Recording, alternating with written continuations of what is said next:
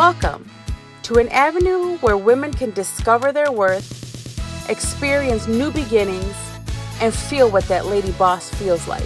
Where women come together to empower one another, sharing stories collectively to influence women around the globe, to influence women to shine bright like diamonds. We are women, women of all colors and creeds, opening up our doors to and for one another to maximize our potential and to bring our dreams to reality so that we can sparkle with confidence. Where beauty begins the moment you decide to be yourself and where failure is not an option. Now's the time for you to go for it. She Talks, providing an avenue where women can share their voice, innovate their thoughts, and influence the she that's inside us all.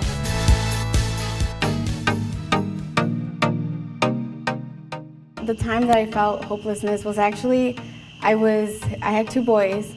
Josh was, a younger child, and Caleb was only 2 years old.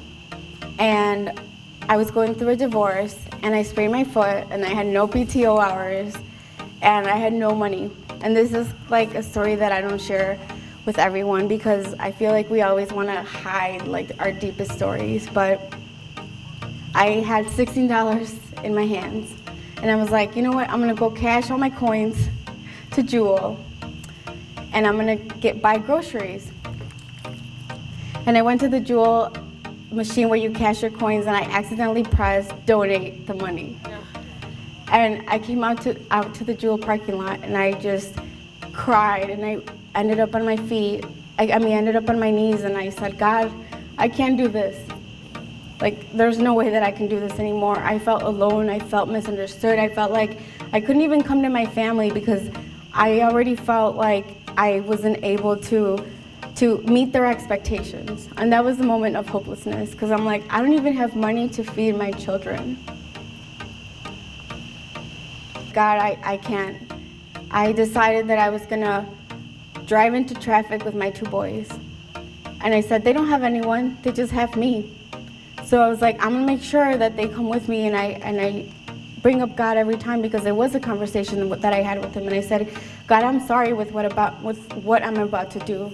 I said, my kids need to come with me, but at the same time, I was afraid of what I was about to do because I knew that it really wasn't what I wanted to do, but at the same time, it felt like the way out of what I was going through. What did I feel that I knew I wanted to take my kids with me? Was because they were with me at that moment. And I remember saying to myself, okay, I have $16 in my hand. I'm gonna make sure that they get the last best memory of me that they can have. And it was to go to McDonald's and get a McDonald's, because prior to that, I didn't want them to eat McDonald's. So I said, I have $16, they're gonna get the Big Mac of their life. They're gonna get to eat what they want. So I felt connected with them. And as I'm driving through the drive-through, I remember still trying to understand if I really wanted to do what I was planning to do. And I was crying, and my son said, my oldest, he said, Mom, why are you crying? Are you sad? And I said to him, no, I'm not sad, my tummy hurts. That was the first thing that came to my mind. And he said, oh, your tummy hurts because you're hungry? But it's okay, my tummy hurts too, and we're about to eat. And at that point, I was like, I can't believe my son is feeling pain because he's hungry. And at the same time, I felt like I did understand him. That despite him feeling that pain, he knew there was hope at the end of that drive-through. I know that my children did feel when I was sad, when I was depressed, because a lot of times I was just sleeping. A lot of times I was angry. A lot of times I was taking it out on them in the way that I behaved, as in like I had no patience for them.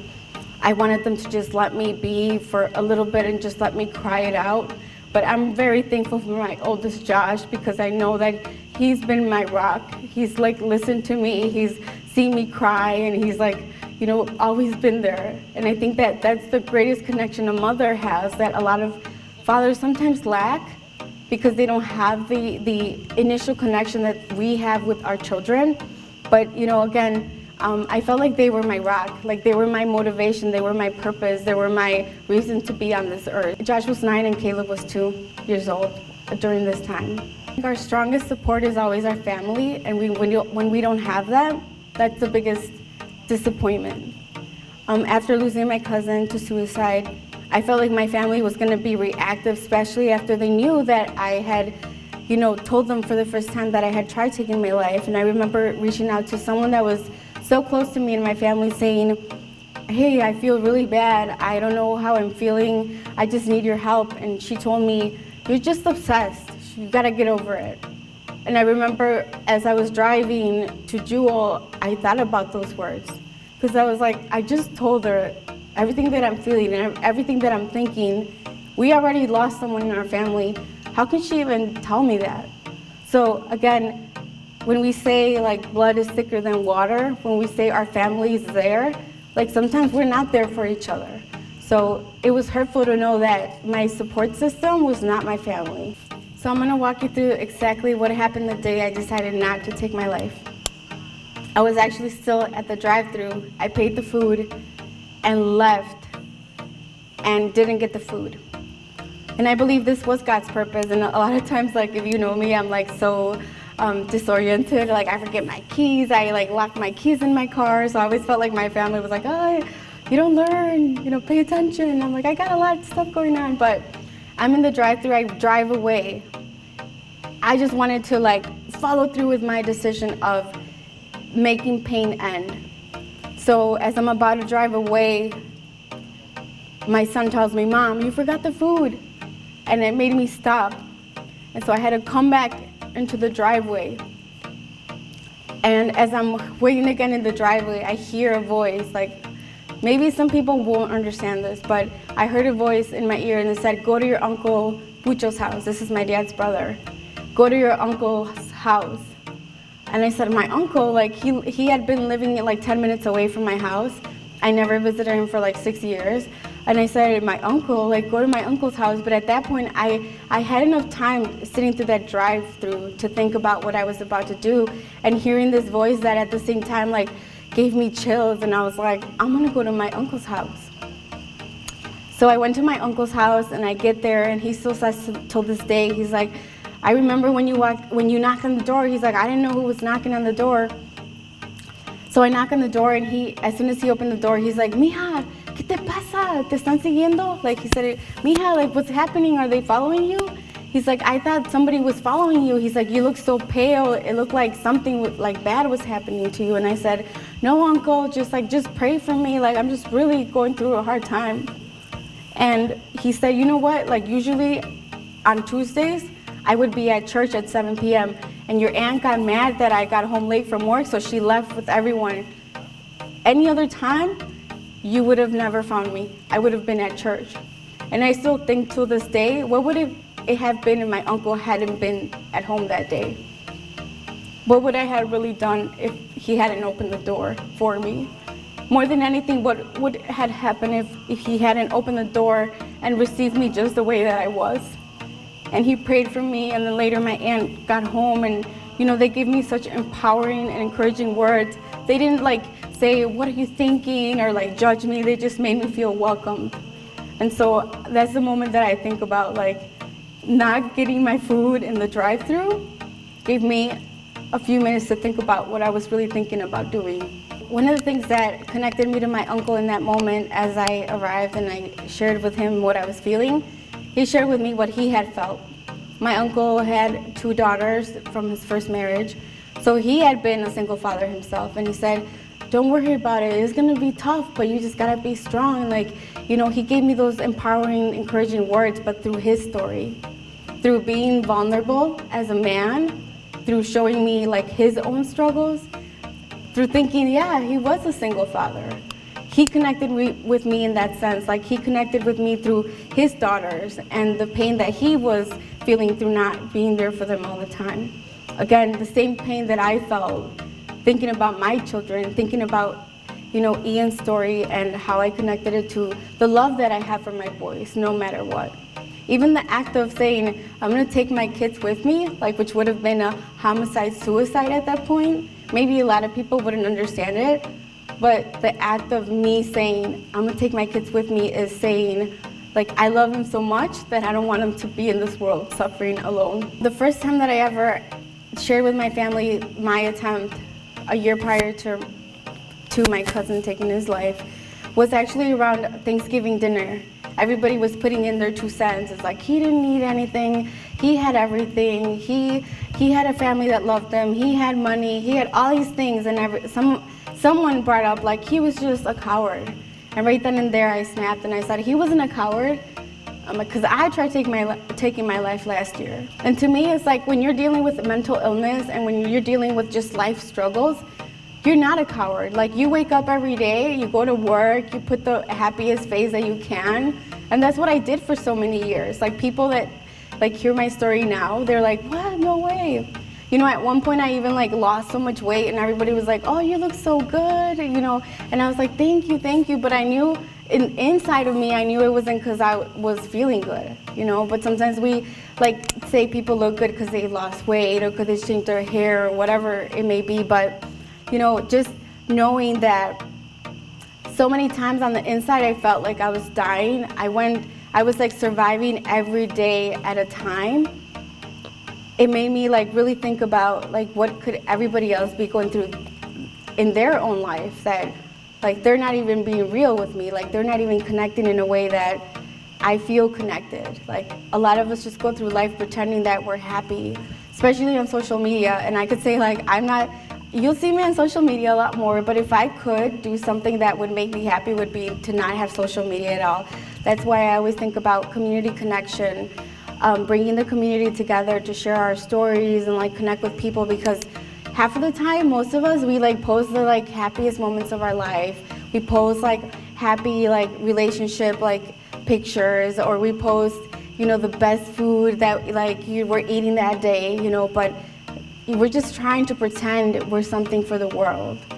And to me, at that point, I was like, I don't want to be that. I'm going to be real about what I'm really going through. Every time I hear the word committed suicide, I want to correct that. Because saying someone committed, it means like they committed a crime. So you're already putting that person on a different position, like they committed an act of like a crime, you know. But a lot of times when someone's thinking about suicide, they're just trying to end their pain. So what would I tell someone that, you know, either they see their loved one or their friend or their coworker going through something, is look out for that person's like different behavior. Like, you might see someone who's very quiet and very like, you know, mellow and very reserved. All of a sudden you see them being super happy and you're like, yeah, that's, you know, they're doing good. But in reality, sometimes it's not. It's just that they've already coped with the decision of taking their life. And sure thing, that's one of the signs. Like, they go from like being just quiet and sad to being happy. So don't think those things like don't matter. Also, just be non-judgmental. Like, if someone comes to you and opens up to you, listen. Don't say, oh yeah, I feel you, or that's happened to me, or how could you feel that? Just listen. Just be the ear that that person needs. I know for sure now, like they say, a person that's thinking about suicide only thinks about suicide for 10 minutes. If you can get through those 10 minutes, and you may not even know that, if you can get through the 10 minutes when usually someone comes to you, like I made that phone call to that person and said, I'm feeling desperate, like I feel this way, I don't even know what I'm feeling. You know, when people post things about, I don't matter, goodbye to this world, anything even on social media, I've reached out to people that have posted things like that. And I'm like, hey, are you okay? Because you know what? They're just trying to get that out. They say that people that are asked if they want to take their life, they want to have someone ask that question. So if you feel it in your gut, ask that question. And more than anything, it's just like having empathy more than sympathy. Because a lot of times people come and they share with their story with us or what they're going through, and you're like, it's okay. Like what they told me when I went through one of my darkest times, like after a breakup, they're like, you're so pretty, you're gonna get through this. Like, are you kidding me? You're so young, you could find someone else. I didn't want to hear that. I wanted that person to come down to my level, like come down to like the dark hole that I was in, to tell me like, look, I don't know what you're feeling. Maybe I don't understand it, but I'm here for you. And that's the difference between empathy and sympathy, that we may not understand, but we can be in their shoes just for a second and just listen without putting our advice and our experiences, so we can make them feel better about what they're going through. So for every woman out there that's feeling hopeless, that's having thoughts of suicide, that have been dealing with life struggles, maybe you're a single mom, maybe you didn't accomplish your dreams, or maybe you have felt like you don't have a purpose, I just want you to think about one thing. You were created a beautiful masterpiece, and my art therapy program is called Poema, which means art, masterpiece of art in Greek. And why I say this is because we're all created our own way, like our own specific design. So for every woman out there that is struggling like I did at one point, I would say, give yourself time, just like a butterfly. They go through the phase of like a caterpillar into the cocoon. Give yourself time. Just think about the difference you can make in your child's life if they have children. Because as women, we're so powerful. We definitely express ourselves more. Our children, they're connected to us since birth, since we had them in our womb. And so I would say that, give yourself time. You don't know what today's struggles may be tomorrow.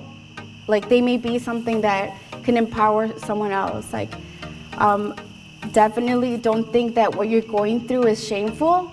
Reach out to the person that you may never think could understand you, but they might. Just be conscious of who you're coming to with what you're feeling. And if someone dismisses your feelings, or they make you feel like you're not, you're wrong for feeling that way, don't give up. Go on to the next person that you feel you could get some support from. Because as women, we have so much power, because again, if you can become the best version of yourself, you're gonna allow that to show through your children. I remember when I started my first awareness walk, my son was like, "Mom, every time you've talked about suicide, since you've been talking about suicide," he said, "it's like everybody's taking their life." And I said, no, it was because that already existed, but now that I'm bringing up my story, they're connecting with it. Also, with my son, my little one, he said at one time, he's like, "Every time you talk about hope," he's like, "I remember that you used to be so different." He's like, "I'm not trying to be mean, Mom, but now you're so much better." So I know through healing, I've become a better mother, I've become a better coworker, a better friend, a better neighbor. And men grow up thinking that they can share their emotions and their feelings. So as a woman, as a partner, as a spouse, as a sister, think about what your brother, what your husband, what your boyfriend, what your neighbor as male, what they've been taught their whole life. You don't cry, you don't share, you don't, think about how you can make a difference in that man's life.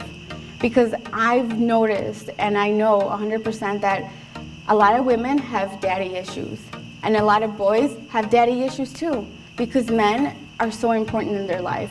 But as women, we have the power to change that. I get really aggravated when women play around with men and taking away their children, and you can't see them and this and that. Hey, as women, we have the opportunity to keep our children if we go through a divorce, which nowadays, if people get married, 50% of divorces already, 50% of marriages turn out to be in a divorce situation. And I think about with what I did with my children, I said, well, you want to see them? Come and see them. As long as they're safe and healthy, what makes you think that you're the better parent?